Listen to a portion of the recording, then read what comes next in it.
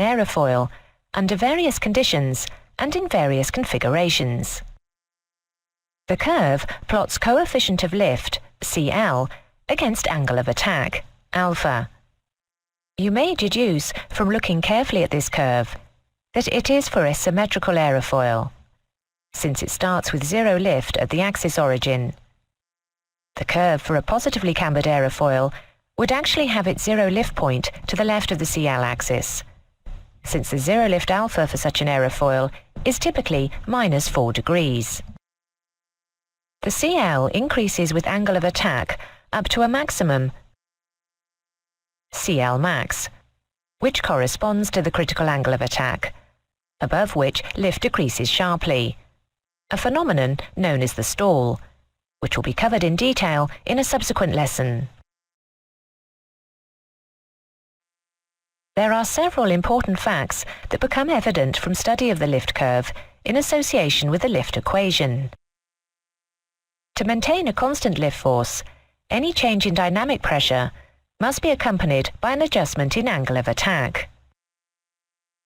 For a constant lift force, each dynamic pressure requires a specific angle of attack. Minimum dynamic pressure is determined by CL max, which occurs at a specific angle of attack, the critical angle, which is between 14 and 16 degrees, depending on the aerofoil. The angle of attack for CL max is a constant for a given configuration.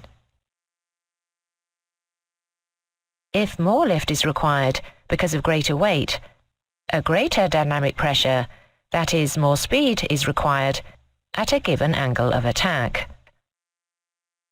The greater the weight, the higher is the minimum dynamic pressure or speed required for level flight. The lift formula can be used to obtain data which can then be used to apply to the lift curve. But this can only properly be done if the specific values to be used are converted to SI units. To calculate speeds, we need to rearrange the lift formula to read velocity equals the square root of lift over half rho times CL times S. If the aircraft's mass is 60,000 kilograms, we need to multiply that by the force of gravity, 9.81 meters per second squared, to achieve a weight, which will be the same as the lift balancing it.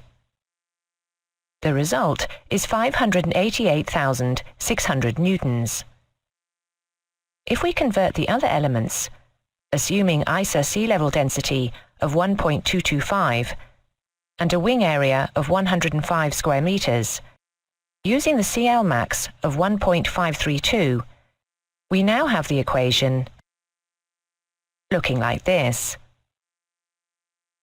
When the calculation is done, the answer comes out as 77.3 meters per second.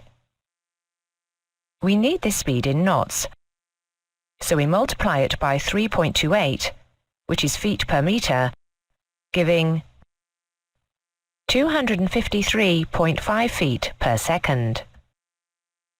To convert this to knots, we need to make it into feet per hour, which is 912,600, and then divide by the number of feet per nautical mile, 6,080, giving the final answer 150 knots.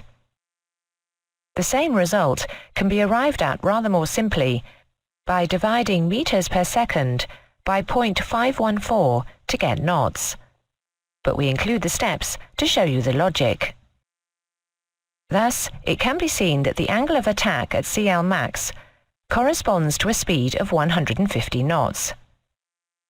This method can be used to ascertain the speed that applies to any CL or angle of attack, with a reduction of CL and angle of attack giving a higher speed. Aerofoils of differing sections and thicknesses will produce different lift curves. A symmetrical section of 12% thickness will give a curve that starts from zero on both axes. In comparison, the curve for a symmetrical aerofoil of 6% thickness shows that it will produce less lift at any given angle of attack, and reach its CL max at a lower angle of attack and at a much lower value than the 12% section, which has a CL max some 70% greater. If the 12% section were to be cambered, its curve would move up and to the left. Up meaning that its CL max would be higher. The reason for this is that the section's stream tube has a smaller cross-section, giving greater acceleration and thus higher pressure differential. The curve's move to the left indicates that, at 0 degrees angle of attack, the aerofoil is producing lift. Zero lift is achieved typically at around -4 degrees with a cambered aerofoil.